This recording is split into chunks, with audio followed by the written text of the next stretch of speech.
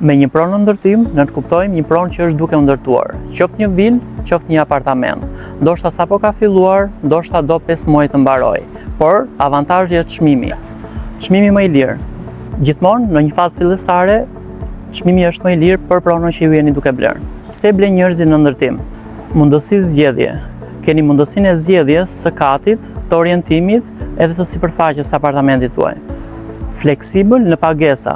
Ju gjithashtu mund të zgjidhni vetë mënyrën se si do bëni pagesën për apartamentin tuaj. Rritja e vlerës për apartamentet që janë në një fazë fillestare, kur rishiten në një fazë përfundimtare, rritja e vlerës shkon nga 20-30%, ndoshta edhe më shumë. Teknologjia, gjithmonë në ndërtime të reja, teknologjia është më e mirë dhe më e përmirësuar. Ashensor më të mëdhenj, ashensor modern, termoizolim, gjithashtu hapësira të gjelbëruara dhe ambiente më të mira të mirëmbajtura.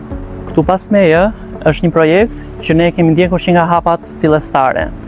Si fillim, në vitin 2020, ky projekt ka qenë me 900 euro për metër katror. Sot, në 2025, është me 1500 euro minimalisht metri. Por jo çdo projekt është sukses.